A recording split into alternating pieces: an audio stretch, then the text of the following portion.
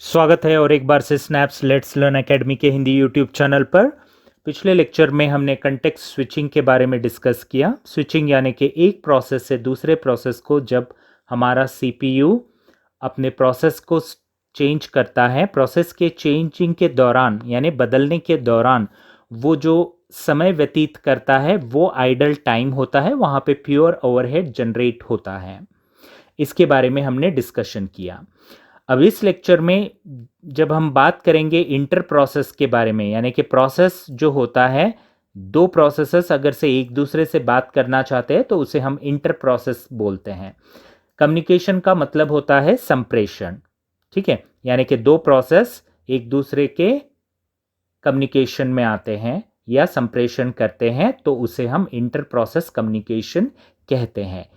Processes executing concurrently in the OS may be either independent processes or cooperating processes, यानी कि जो भी processes हमारे ऑपरेटिंग सिस्टम में एग्जीक्यूट होते रहते हैं वो आइदर इंडिपेंडेंट प्रोसेस कहलाएंगे या कोऑपरेटिंग प्रोसेस कहलाएंगे, यानी कि स्वतंत्र रूप से स्वतंत्र प्रोसेसेस कहलाएंगे या कोऑपरेटिंग यानी कि वो एक दूसरे से बात करके वार्तालाप करके अपने काम को निभाने वाले प्रोसेस हो सकते हैं। इंडिपेंडेंट प्रोसेस यानी कि if it does not share data with any other processes executing in the system, यानी कि कोई प्रोसेस जो स्वतंत्र रूप से एग्जीक्यूट होता है ओएस में और ना ही वो किसी के साथ डेटा शेयर करता है ना ही किसी का डेटा लेता है एग्जीक्यूशन के लिए, ऐसे प्रोसेसेस को इंडिपेंडेंट प्रोसेस हम कहते हैं। कोऑपरेटिंग प्रोसेस क्या होते हैं? कोऑपरेटिंग प्रोसेस यानी कि process is cooperating if it can affect or be affected by the other processes executing in the system, यानी कोऑपरेटिंग प्रोसेसेस वो होते हैं जो अपने डेटा को दूसरे के साथ शेयर करते हैं या दूसरे प्रोसेस के डेटा को वो खुद इस्तेमाल करते हैं और प्रोसेसेस एग्जीक्यूट होते हैं सिस्टम में। Okay, so clearly any process that shares the data with other processes is cooperating process. स्पष्ट रूप से ये मालूम होता है कोऑपरेटिंग का मतलब होता है एक दूसरे को मदद करके काम करना, यानी कि अगर से दूसरे प्रोसेस को किसी रिसोर्स या डेटा की आवश्यकता होती है तो प्रोसेस क्या करता है, उसको डेटा देके उसका एग्जीक्यूशन कराता है या खुद के एग्जीक्यूशन के लिए उसके डेटा को इस्तेमाल करता है या उससे डेटा लेके अपने एग्जीक्यूशन को कंप्लीट करता है। तो ऐसे प्रोसेसेस को कोऑपरेटिंग प्रोसेसेस कहते हैं। There are several reasons providing an environment that allow the processes to be cooperative, यानी कि बहुत सारे ऐसे रीजंस है यहाँ पे जिससे कि हम प्रोसेसेस को कोऑपरेटिव प्रोसेस बोल सकते हैं। जैसे कि कोई प्रोसेस जानकारियों का आदान प्रदान करता है, इंफॉर्मेशन शेयरिंग करता है, since several applications may be interested in the same piece of information. For instance, copying pasting, we must provide an environment to allow concurrent access to such information. यानी कि कई सारे applications होते हैं वहाँ पे एक ही piece of information उसको आवश्यकता लगती है, यानी कि एक ही प्रकार की जानकारी को कई सारे applications इस्तेमाल करते हैं, तो तब उसे हम क्या बोलेंगे? कोऑपरेटिव प्रोसेसेस बोलते हैं, यानी कि उस एनवायरनमेंट में जो प्रोसेस है वो कोऑपरेटिव प्रोसेस है और वहाँ पे क्या हो रहा है? इंफॉर्मेशन शेयरिंग हो रहा है, यानी कि जो माहिती होता है वो माहिती का जो इंफॉर्मेशन होता है उसको बांटा जा रहा है, शेयर किया जा रहा है। Computing speed up, if we want a particular task to run faster we must break it into subtasks, each of which will be executing in parallel with others. Notice that such speedup can be achieved only if the computer has multiple processing cores. यानी कि एक CPU में कई सारे core है तो क्या हो सकता है, मल्टीपल प्रोसेस एग्जीक्यूट हो सकते हैं, जिससे हम क्या कर सकते हैं, हमारे कंप्यूटर के स्पीड को बढ़ा सकते हैं या हमारे काम के स्पीड को हम बढ़ा सकते हैं। जिसके लिए हम लोग क्या करते हैं, हम लोग टास्क को सब टास्क में बदलते हैं और हर एक सब टास्क को क्या है, एक एक कोर में दिया जाता है, जिससे कि पैरेलली मतलब एक साथ कई सारे प्रोसेसेस को हम एग्जीक्यूट कर सके, जिसके जरिए हम कंप्यूटेशन स्पीड अप को इंक्रीज कर सकें। जो तीसरा रीजन है जिस एनवायरनमेंट में हम इसे कोऑपरेटिव प्रोसेस का इस्तेमाल कर सकते हैं, वो है modularity. We may want to construct the system in modular fashion, यानी कि अगर से कोई सिस्टम मुझे कंस्ट्रक्ट करना है तो मैं क्या करूंगा, उसको मॉड्यूलर फैशन में मैं कंस्ट्रक्ट कर सकता हूं। Dividing the system functions into separate processes और थ्रेड्स। सो मैं क्या करूंगा, मेरे सिस्टम के फंक्शंस को मैं प्रोसेसेस में या थ्रेड्स में डिवाइड करूंगा, जिससे मॉड्युलैरिटी फैशन में मैं क्या कर सकता हूं, मॉड्युलराइजेशन कॉन्सेप्ट के जरिए मैं अपने सिस्टम को डिजाइन कर सकता हूं। ठीक है, जिसे मॉड्यूलर फैशन बोलते हैं। We may construct the system in a modular fashion by dividing the system function into separate processes or threads. So in this environment also we use the cooperating process. The fourth is convenience.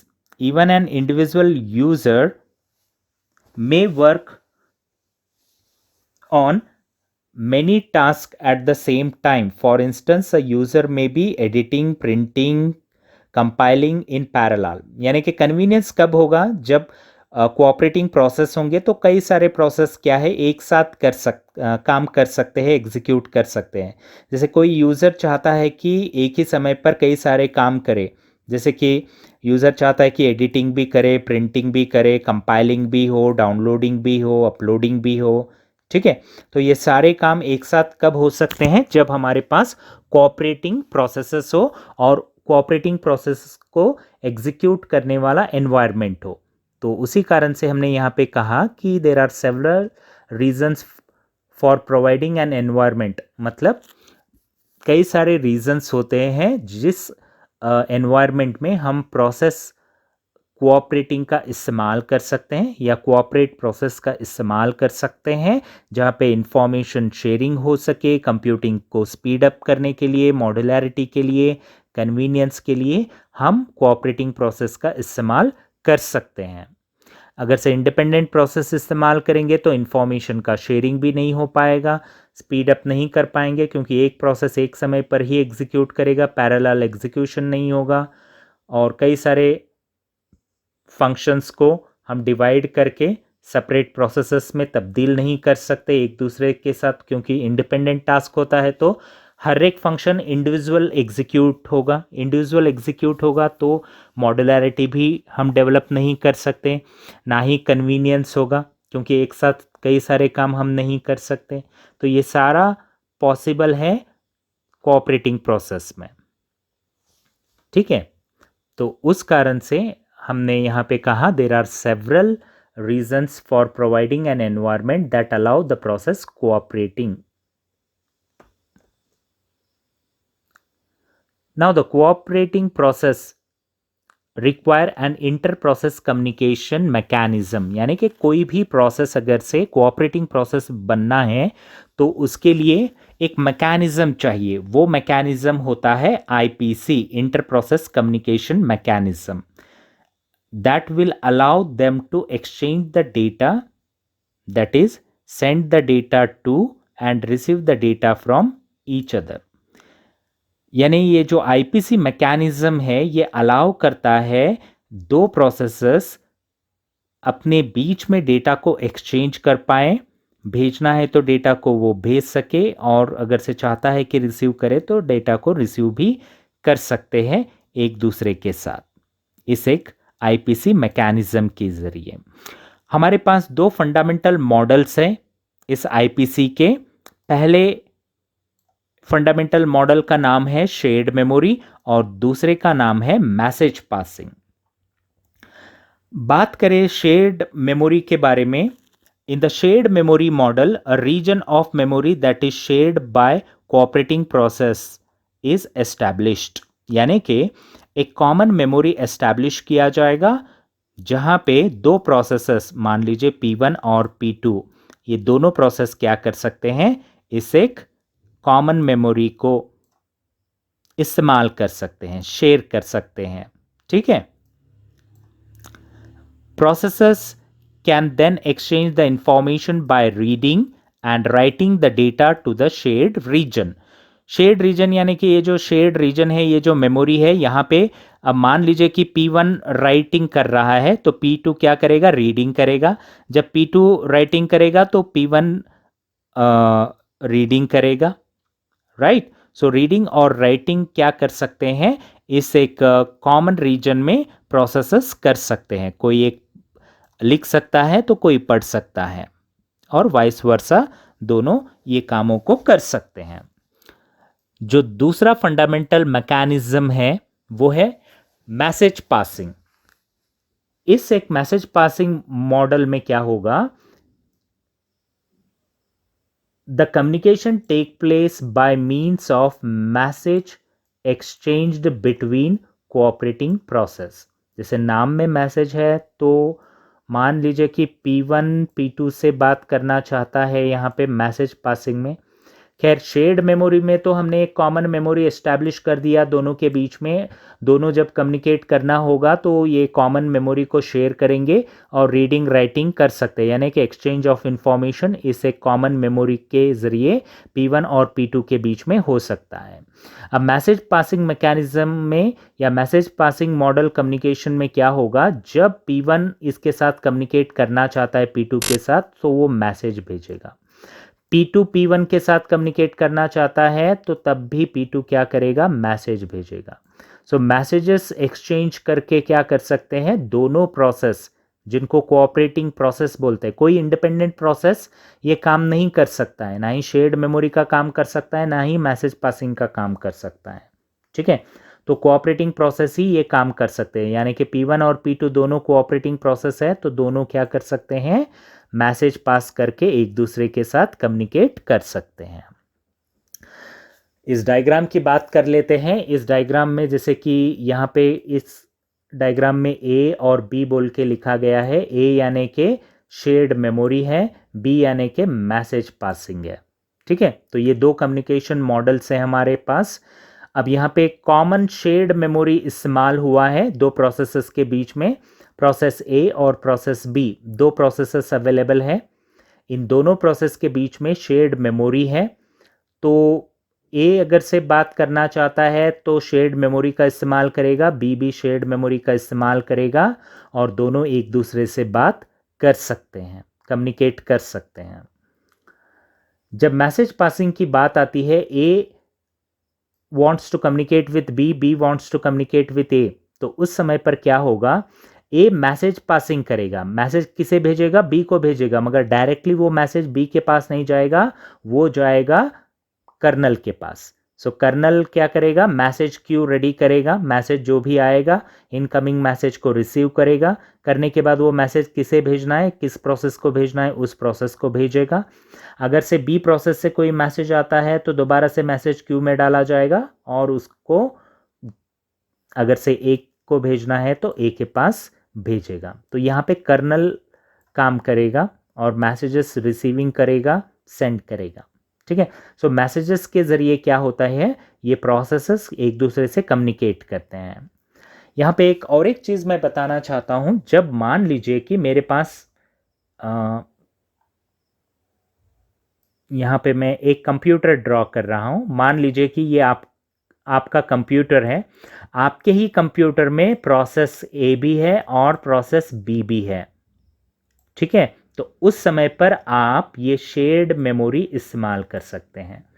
ठीक है, अब मान लीजिए ये जो computer है ये आपका कंप्यूटर है, जहाँ पे मान लीजिए कि एक ही प्रोसेस है ए, और एक कंप्यूटर है जो आपके फ्रेंड के घर में है, आपके फ्रेंड के पास है, और उस कंप्यूटर में बी नाम का प्रोसेस है। ठीक है, बी नाम का प्रोसेस है। तो होगा क्या, अगर से ए बी से कम्युनिकेट करना चाहता है तो मुझे सबसे पहले तो नेटवर्क एस्टैब्लिश करना पड़ेगा, यानी कि इन दोनों कंप्यूटर में कनेक्शन देना पड़ेगा, चाहे लैन कनेक्शन हो सकता है या इंटरनेट के ज़रिए इथरनेट कनेक्शन। ठीक है, सो मुझे क्या करना पड़ेगा, सबसे पहले नेटवर्किंग के ज़रिए इन दोनों कंप्यूटर को जोड़ना पड़ेगा। इसके बाद ए का मैसेज बी को पहुंचा सकता हूं, बी का मैसेज ए को पहुंचा सकता हूं। तो यहाँ पे मैसेज पासिंग के ज़रिए कम्युनिकेशन हो रहा है, यानी कि नेटवर्क का इस्तेमाल हो रहा है और मैसेज पासिंग के ज़रिए कम्युनिकेशन हो रहा है। उसीलिए यहाँ पे हमने कर्नल का जिक्र किया। ठीक है, क्योंकि जैसे ही ए प्रोसेस बी प्रोसेस को मैसेज भेजेगा तो बी प्रोसेस दूसरे कंप्यूटर में है, तो आपका ए का मैसेज किसके पास जाएगा, कर्नल के पास जाएगा। किस कर्नल के पास, इस कंप्यूटर के कर्नल के पास, नंबर 1। इसको अगर से मैं नंबर 1 कंप्यूटर बोलूँगा, इसको नंबर 2 कंप्यूटर बोलूँगा, नंबर 1 के कंप्यूटर के कर्नल के पास ए का मैसेज जाएगा और कर्नल क्या करेगा, नेटवर्क का इस्तेमाल करके वो मैसेज 2 नंबर के कंप्यूटर के कर्नल को भेजेगा और कर्नल क्या करेगा, बी नाम के प्रोसेस को भेज देगा। तो इस प्रकार का एक कम्युनिकेशन मॉडल हम इस्तेमाल कर सकते हैं जब दो प्रोसेसर्स दो अलग अलग कंप्यूटर में मौजूद हो। तो होप आपको ये जो कॉन्सेप्ट है आपको पूरी तरीके से समझ में आया होगा। अगर से आप ही के कंप्यूटर में दो प्रोसेसर्स होते हैं जो एक दूसरे के साथ कम्युनिकेट करना चाहते हैं तो शेयर्ड मेमोरी कम्युनिकेशन मॉडल का इस्तेमाल कर सकते हैं। मान लीजिए कि आपके कंप्यूटर में जो प्रोसेस है वो प्रोसेस किसी और प्रोसेस के साथ कम्युनिकेट करना चाहता है, मगर वो दूसरा प्रोसेस दूसरे कंप्यूटर में मौजूद है, तो उस समय पर हम मैसेज पासिंग कम्युनिकेशन मॉडल का इस्तेमाल करते हैं। होप ये कॉन्सेप्ट आपको क्लियर हुआ होगा। आगे भी हम इसको कंटिन्यू रखेंगे। इंटर प्रोसेस कम्युनिकेशन मॉडल्स के बारे में हम डिस्कस करेंगे और इंडिविजुअली भी शेयर्ड मेमोरी कैसे काम करेगा और मैसेज पासिंग कैसे काम करेगा, इसे कोऑपरेटिव प्रोसेसेस में, इसके बारे में हम डिस्कस करेंगे। सो मिलते हैं अगले वीडियो में। So thank you for watching. Thank you.